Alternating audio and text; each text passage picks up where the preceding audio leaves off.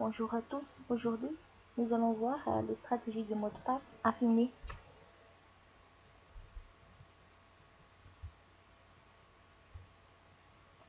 Dans les versions antérieures de Windows 2008, la stratégie de mot de passe et de verrouillage des comptes était unique au sein d'un même domaine et mise à part en utilisant des produits tiers payants comme le SpecOps Password Policy ou un filtre de mot de passe. Il était impossible de définir des stratégies différentes en fonction des besoins de l'entreprise. Cela pouvait se révéler beaucoup de problématiques si vous voulez par exemple complexifier les mots de passe pour certaines catégories d'utilisateurs de votre domaine. Maintenant, à partir de Windows 2008, c'est-à-dire 2012 et 2016, il est possible de définir plusieurs stratégies de mots de passe et de verrouillage des comptes sous le nom de stratégie de mots de passe affinée. La stratégie de base s'applique comme auparavant au niveau du domaine. Cependant, quelques manipulations permettent d'affecter différentes stratégies appliquées à des objets utilisateurs ou groupes globaux Active Directory. Donc, on va essayer de faire une stratégie et on va essayer après de l'appliquer sur un utilisateur. Donc, pour le faire, on doit d'abord ouvrir notre Windows Server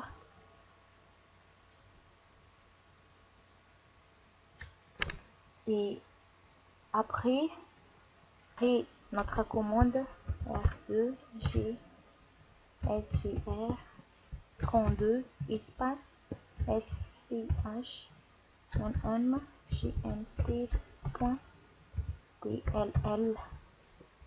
On fait OK et on a un message comme quoi notre enregistrement DLL est activé avec succès. On fait OK et on entre à notre on part dans CMD toujours, on entre MMC et on aura cette console qui s'ouvre. Donc on part dans le fichier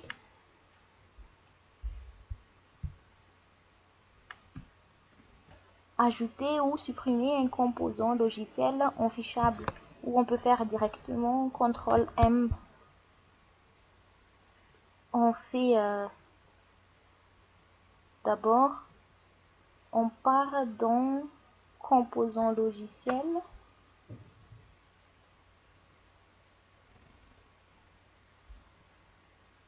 donc on clique sur schéma Active Directory, on ajoute, on fait OK. Donc maintenant dans notre schéma on a des classes et des attributs. Dans les classes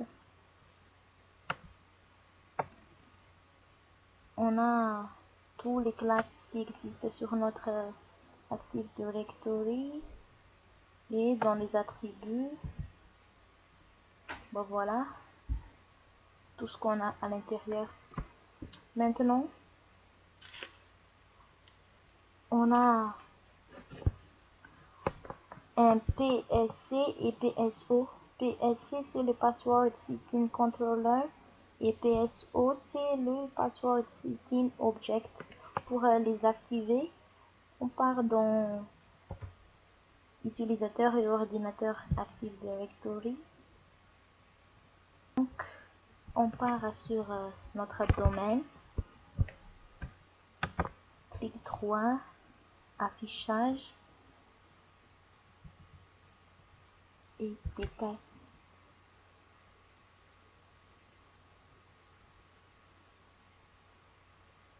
Le password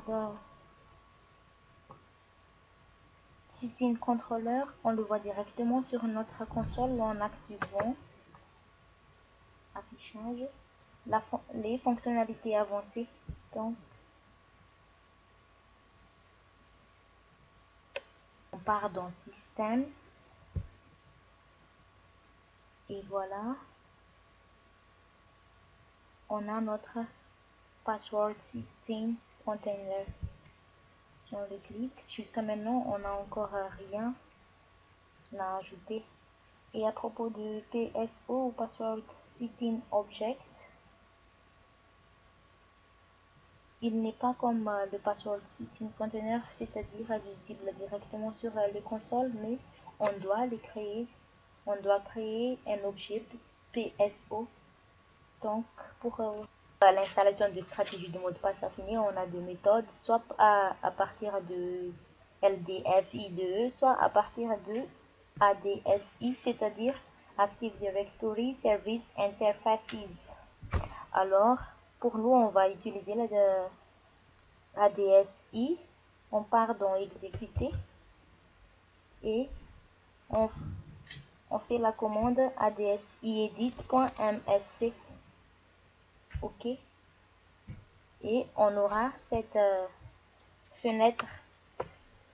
Après, on part dans notre console qui était ouverte tout à l'heure.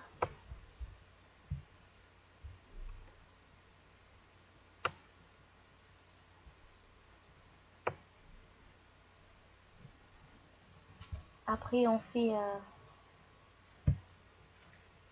action, connexion et OK. Maintenant, on a notre contexte d'attribution de nom par défaut, le nom de notre serveur et le domaine. Donc, on part dans Système et on a le Password Setting Controller. Donc, jusqu'à maintenant, on n'a encore rien. On va essayer de créer de nouveaux objets. Nouveau objet.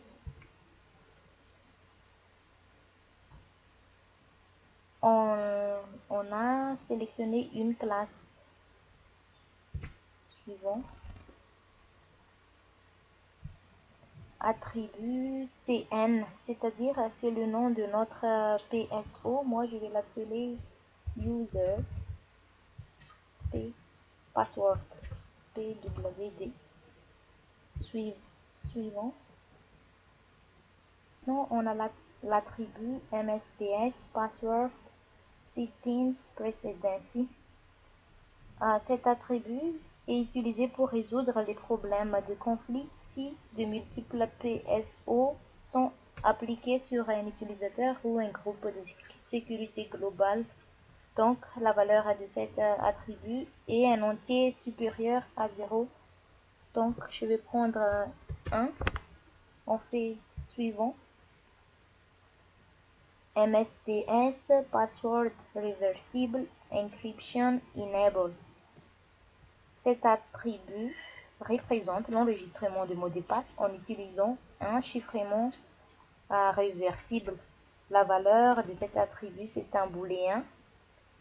Soit on fait true, soit false. Donc, la valeur de cet attribut doit être égale à false pour des raisons de sécurité.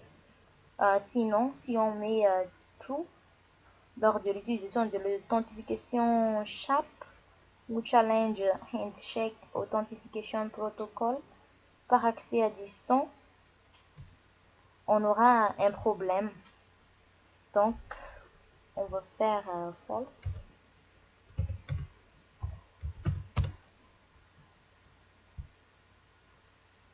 Et on a l'attribut MSTS Password History Length. Ça veut dire le nombre de nouveaux mots de passe uniques devant être associés à un compte utilisateur avant qu'un ancien mot de passe puisse être réutilisé. La valeur, c'est entre 0 et 1024. Donc, on va prendre 3. On fait suivant.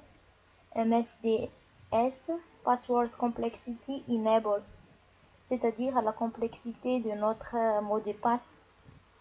On a des valeurs booléennes, soit on prend true, soit false. Donc, cette fois, on va pas avoir un mot de passe complexe, donc je vais prendre false. MSTS, minimum password length, c'est-à-dire la longueur minimum de notre mot de passe. Je prends 4. MSTS, minimum password age, c'est la durée de vie minimum de mot de passe. Je vais prendre 00, 2.00.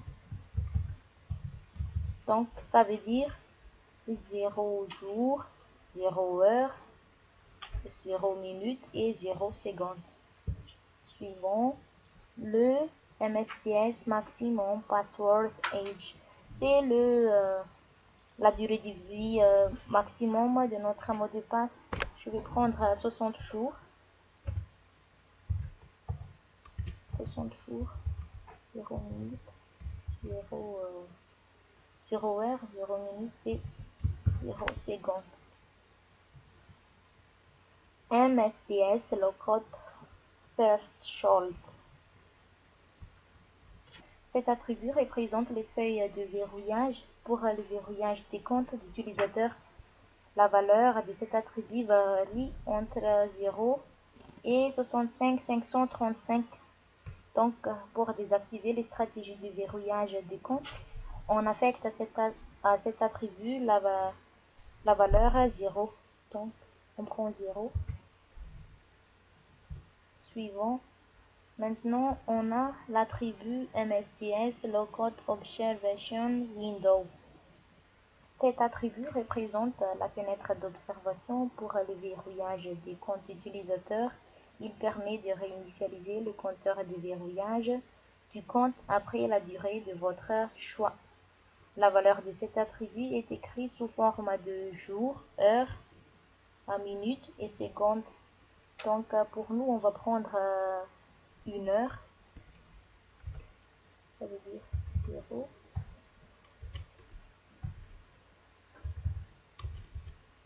1 heure, 0, 1, 0, 0 et 0, 0. On fait suivant. Maintenant, le MSTS Lookup Duration, c'est un attribut qui représente la durée de verrouillage pour les comptes utilisateurs verrouillés. Indique la durée de verrouillage des comptes en cas de X mauvais mot de passe saisi à plusieurs reprises. Donc, la valeur de cet attribut s'écrit aussi sous forme de jour, heure, minute et seconde. Pour nous, on va prendre 1 heure pour cette durée de verrouillage. Désolé, on prend une journée.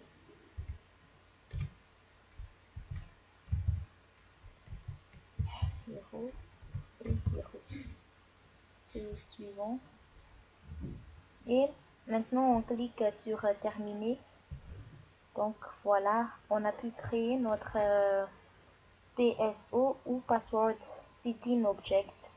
Maintenant, pour pouvoir l'appliquer sur les utilisateurs, une fois ces valeurs renseignées, l'assistant nous propose de donner une valeur à des attributs supplémentaires. Il reste l'attribut MSTS PSO Applies To à renseigner pour affecter le PSO à un groupe ou à un utilisateur. Donc, on vient ici, on clique. On a tous nos attributs avec les valeurs qu'on a insérées tout à l'heure. Donc, on cherche le MSTS PSO Applies To. Voilà, c'est pas encore défini, donc on fait double clic. On a deux champs, soit ajouter un compte ou bien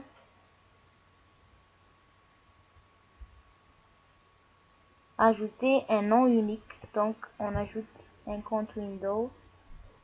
On fait avancer pour voir à tous les utilisateurs qu'on a dans notre domaine. Donc, je vais chercher. Voilà, on a les administrateurs. On va essayer de prendre un utilisateur.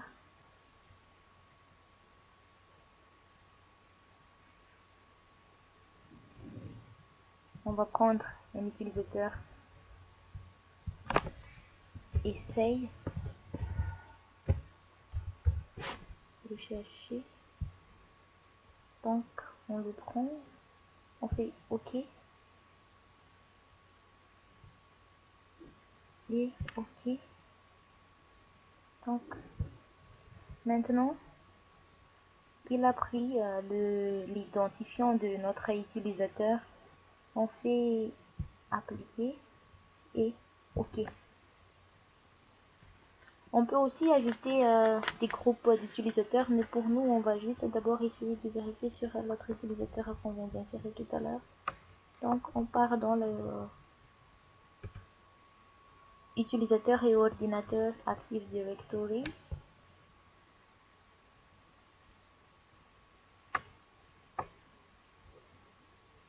Et on part dans notre voilà, notre utilisateur. On va essayer de changer le mot de passe. Comme ce qu'on a mentionné tout à l'heure, dans notre stratégie de mot de passe affiné, on a pris la longueur minimum de notre password 4. Et aussi, on n'a pas pris de complexité. Donc, on va essayer de changer le mot de passe avec juste avec 2 caractères et avec de complexité. Donc, on fait réinitialiser le mot de passe. Je décoche. Nouveau mot de passe. On prend 1 et A. On prend 1 et A. Attends. Donc, 1 A. 1 A. Donc, si on fait OK, on aura bien sûr un message d'erreur que ce mot de passe ne correspond pas aux critères de stratégie de mot de passe. Donc, maintenant, si on va prendre un mot de passe avec une longueur 5, on prend 1, 2, 3, 4, 5, comme ça on n'aura pas la complexité. Donc, on prend 1, 2, 3, 4, 5, 1, 2, 3, 4, 5. OK. Donc, le mot de passe pour essayer a été changé. Donc, on peut aussi changer encore notre attribut comme la complexité, la durée de vie de notre mot de passe et tout. Donc, c'est pour cela qu'on a cette stratégie de mot de passe affiné pour pouvoir bien contrôler tous nos utilisateurs ou bien tous nos groupes des utilisateurs. Donc, on a fini pour cette vidéo. Notre prochaine vidéo, ça sera à propos de la commande net. Donc, merci à tous.